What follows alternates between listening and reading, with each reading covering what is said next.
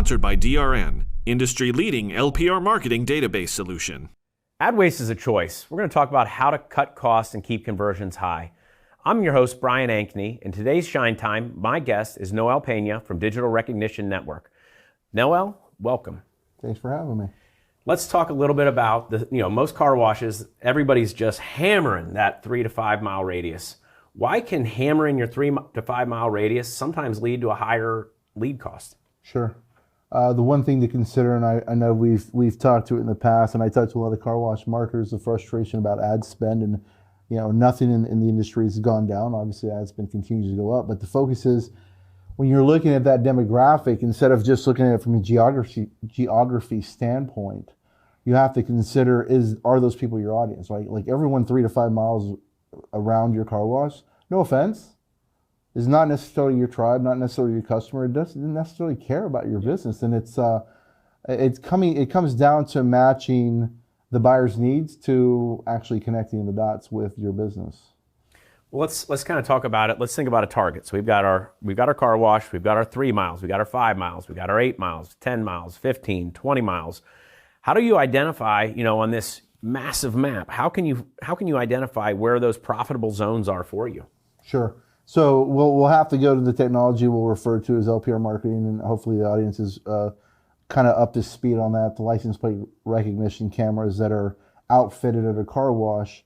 And the idea is pretty simple. Well, yeah. I make this technology sound simple, but the simple format of it is the car wash captures license plates that are passing by their car wash, and they start looking at these different zones, right? But at the end of the day, it's not necessarily about the zones. It's about frequency of passes and alignment to the actual buyer to the car wash. So what we look at, or the car wash should look at, is data. At the end of the day, if you're not driving your decisions, your marketing, your business by data and results, it's going to cost you a lot in ad spend. So essentially looking at the traffic patterns of the people that are 3 to 5 miles, 5 to 7, 7 to 10, et cetera, et cetera.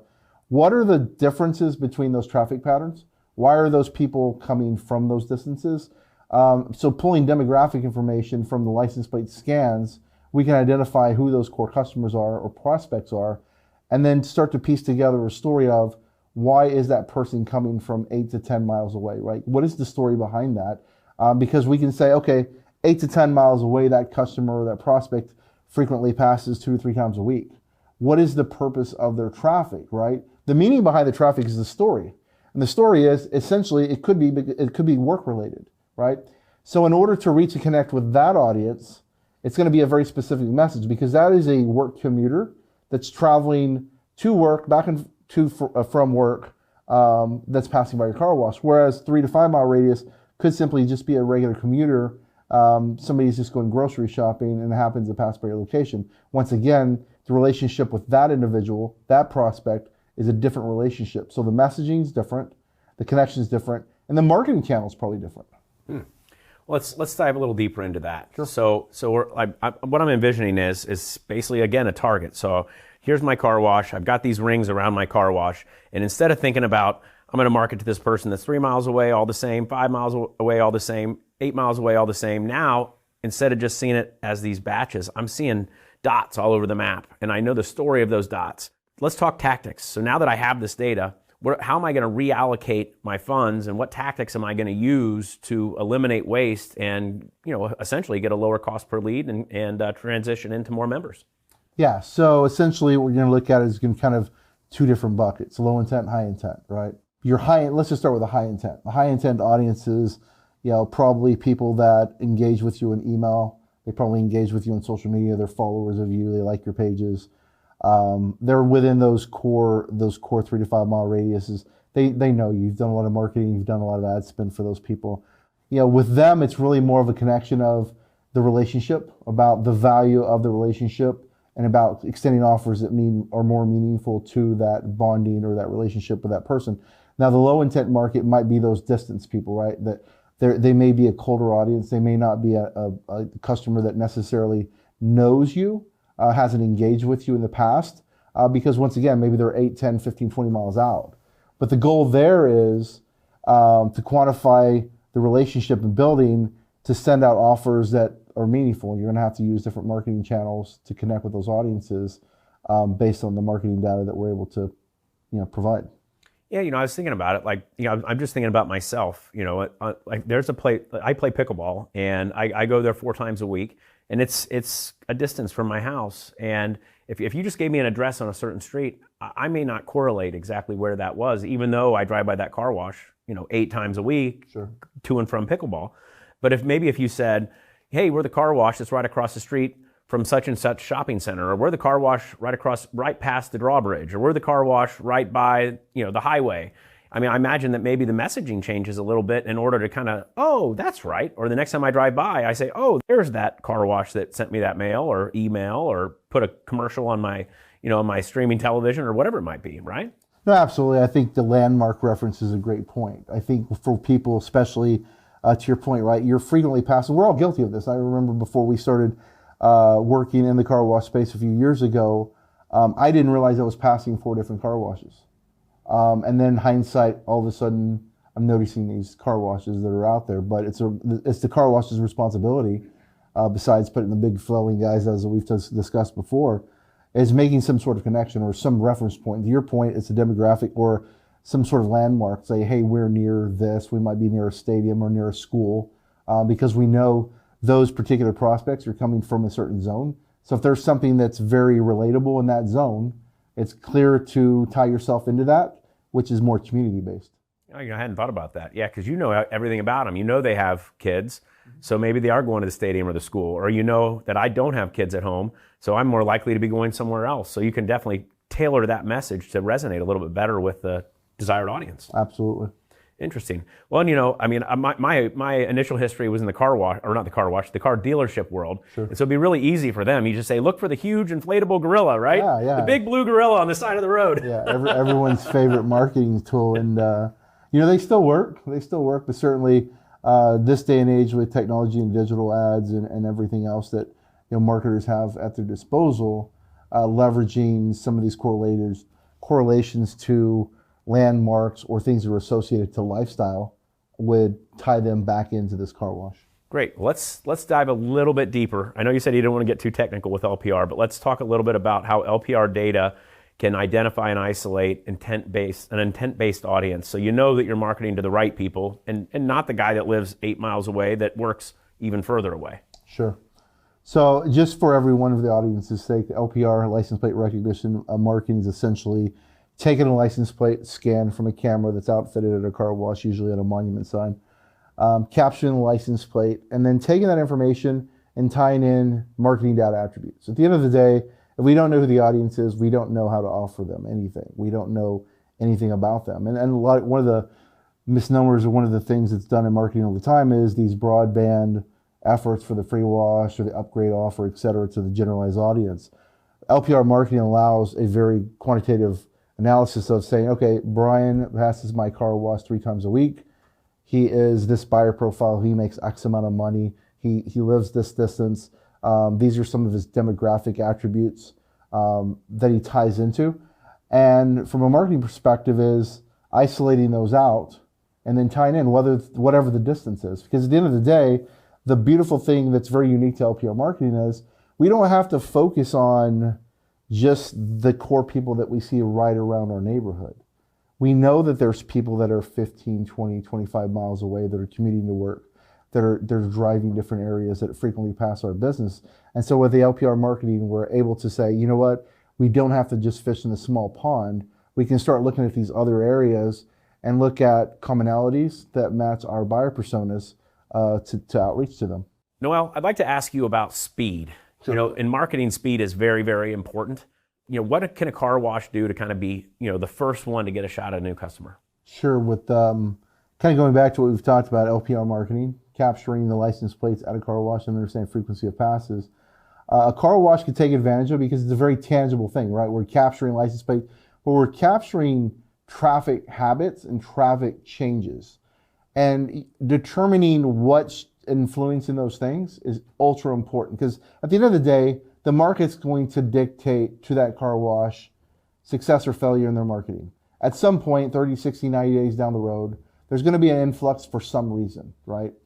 However, with actual tangible LPR marketing data, a car wash marketer can look at frequency of passes. They can look at the distance to their car wash of traffic and start identifying, have there been new businesses that have opened up in the distance or nearby? Have there been any changes to commuter traffic? Maybe there's more people going back to work, right? Back to offices. Has a competitor come into the market, or has a competitor gone out of the market, right? There's some new influx of certain areas of a zip code. Now, strategically, a car wash can say, hey, there's a new pocket of traffic coming from this zip code of people that are passing by. What's going on? I can look at the data, analyze it, start figuring out how to market to these people, and then connect and build those relationships for loyalty. Gotcha. So, so what you're saying is say you're realizing that these cars are driving by frequently, and they haven't been driving by frequently. So maybe the kids have gone back to school, or I love your example of people are going back to the office. Sure. Maybe a new grocery store opened up. Maybe, it could be anything. But because you have access to that data, and you say, wow, people are coming from over here, and they're driving by, you can actually look at your market and determine, okay, well, the kids did go back to school, or wow, they just opened up a new, super duper grocery store, or super Walmart, or whatever it might be, and now you can reach out to those people and be first to get them. Absolutely, it's essential to look at the data. We always talk about looking at the data, analyzing the data, and then painting the picture around their marketing outreach from that point, from having the advantage of actually real world scan data correlating to distance and correlating to frequency of passes.